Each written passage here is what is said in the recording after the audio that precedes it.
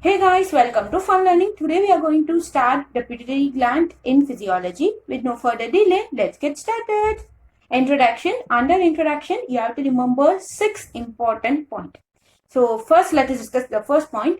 Pituitary gland is also known as hypophysis. So that is first point. Pituitary gland is situated at the sella toxica, which is nothing but a depression that is seen in the sphenoid bone. Second point. The pituitary gland is connected with the hypothalamus by means of a pituitary stalk or hypophyseal stalk. Third point. This pituitary gland is in turn divided into two.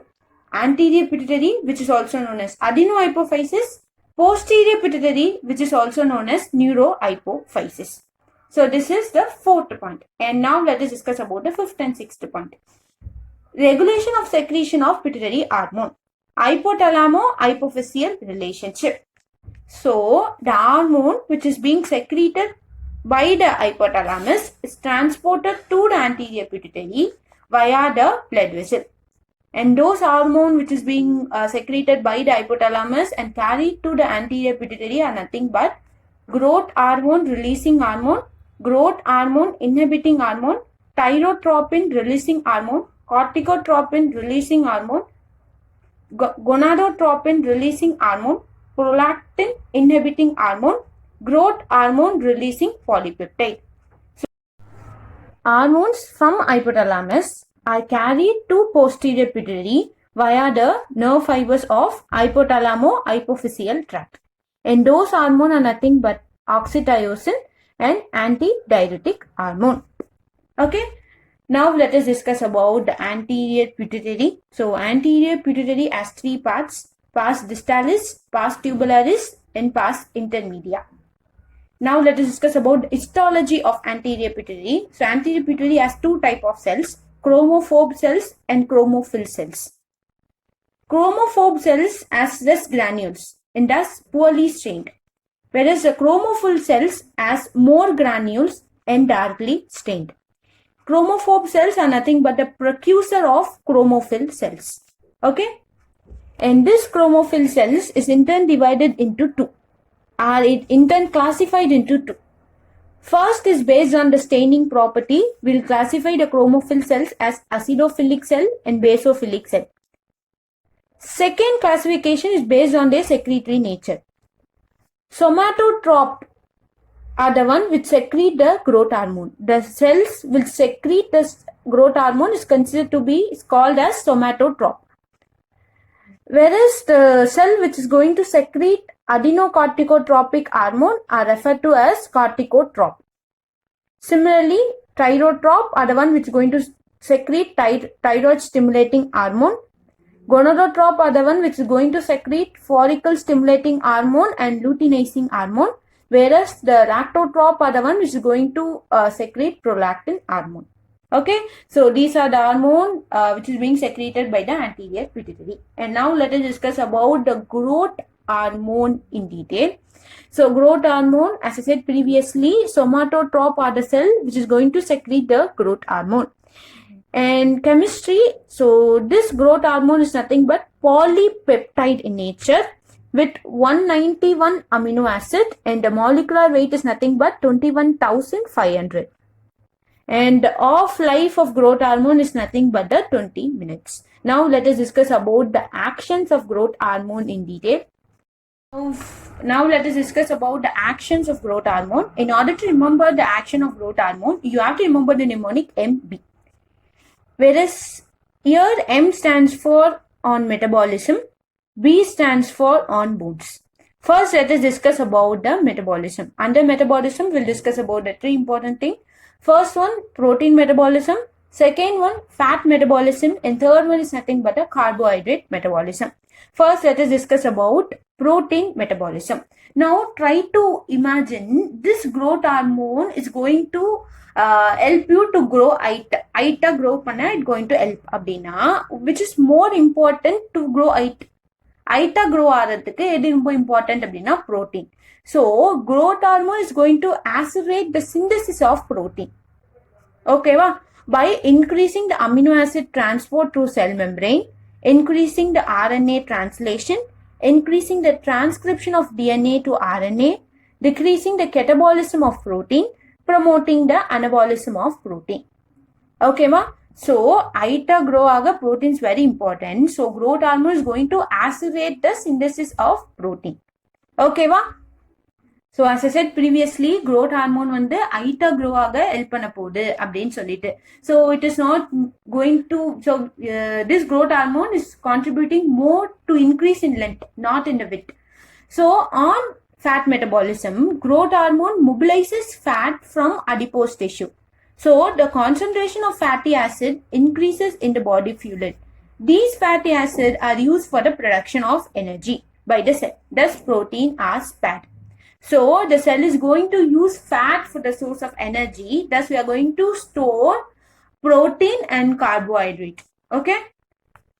On carbohydrate metabolism, it decreases in the peripheral utilization of glucose for the production of energy, increases in deposition of glycogen in the cell, decrease in the uptake of glucose by the cell. So we are going, this growth hormone stimulate the usage of fat for the energy. Okay, wow. So as a result, what happens? Carbohydrate and proteins are spared and it is stored in the cell. Dibotogenic effect of growth hormone, this is very important.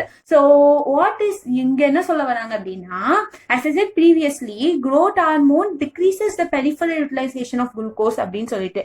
It cannot do directly. What it will do அப்படின்னா, it will stimulate the beta cell. Beta cell in turn secretes insulin. And what is a very important function of insulin? To decrease the peripheral utilization of glucose. So whenever growth hormone is secreted extra, ரொம்ப அதிகமா secrete ஆச்சு அப்படின்னு சொன்னேன்னா, it is going to continuously stimulate beta cells and continuously insulin will be produced. So continuously stimulate ஆக there will be excess stimulation of beta cell. At one stage the beta cells are burnt out and that result in diabetes mellitus. Okay, or that can result in diabetes mellitus. So these are nothing but the metabolism.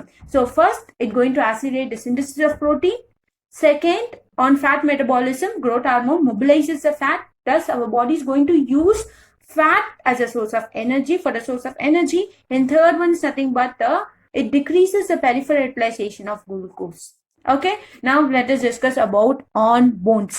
In embryonic stage, growth hormone is responsible for the differentiation and development of bone cells. In bones, growth hormone increases the synthesis and deposition of protein. Okay, wow.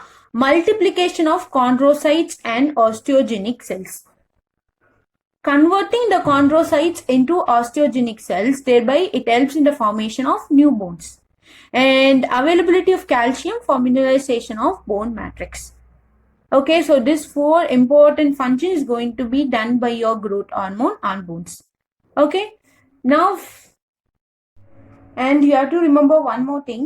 Growth hormone increases the length of the bone until epiphysis fusion, which occur at the time of puberty. After the epiphyseal fusion, the length of the bone cannot be increased. However, it stimulates the osteoblast strongly, so the bone continued to grow in thickness throughout the life. Okay, wa? So growth hormone increases the length of the bone before the epiphyseal fusion. After the epiphyseal fusion, it increases the thickness of the bone. ஏன் நான் இந்த point இங்க சொல்றேன் அப்படின்னு சொன்னா, growth hormone hypersecretion in childhood, அதாவது பியூபர்ட்டிக்கு முன்னாடி growth hormone அதிகமா செக்ரீட் ஆச்சுன்னா that result in gigantism. So குழந்தை ரொம்ப அதிகமா ஹைட்டா இருக்கும். ஓகேவா? whereas பியூபர்ட்டிக்கு அப்புறம் growth hormone secretion அதிகமாச்சு அப்படின்னா that result in acromegaly, which is nothing but increase in the thickness of the bone. Okay, and mode of action of growth hormone. As I said previously, growth hormone oda actions எல்லாம் discuss பண்ணோம். So growth hormone will not act directly on metabolism or on bone. It acts via stomatomedan. So stomatomedan is defined as a substance through which the growth hormone acts, and this stomatomedan is secreted by the liver. And stomatomedan are of 2 types. First one is nothing but insulin-like growth factor 1. Second is nothing but insulin-like growth factor 2. Okay, va? ஏன் growth hormone indirectly act via stomatomedan அப்படின்னா, when the growth hormone act alone அப்படின்னா, it act only for 20 minutes. So 20 minutes மட்டும்தான் அதோட duration. Whereas if this growth hormone act via stomatomedin அப்படின்னா its action can last for about 20 hours. Okay va? And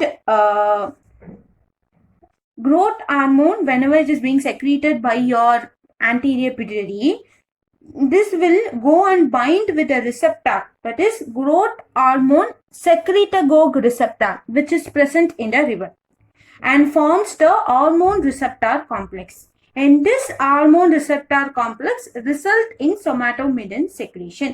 And in turn, this somatomedin will execute the action of growth hormone. Regulation of growth hormone. The factors stimulating the growth hormone secretion are nothing but hypoglycemia, fasting, starvation, exercise, stress, and trauma. Factors inhibiting the growth hormone secretion are nothing but hyperglycemia, increase in free fatty acid in blood. And other hormone which is being secreted by the anterior pituitary, as I said previously. So we'll discuss about each and every hormone in the respective chapters in the upcoming video. Now let us discuss about the hyperactivity of anterior pituitary. Gigantism. Hypersecretion of growth hormone in childhood or in pre-adult life before the fusion of epiphysis of bone with shaft result in gigantism, as I said previously. Acromegaly, the hypersecretion of growth hormone in adult after the fusion of epiphysis with shaft of the bone result in acromegaly. The signs and symptoms of acromegaly is nothing but that person will have gorilla face, enlargement of hands and feet. The person may have kyphosis, bulldog scalp, and overgrowth of body.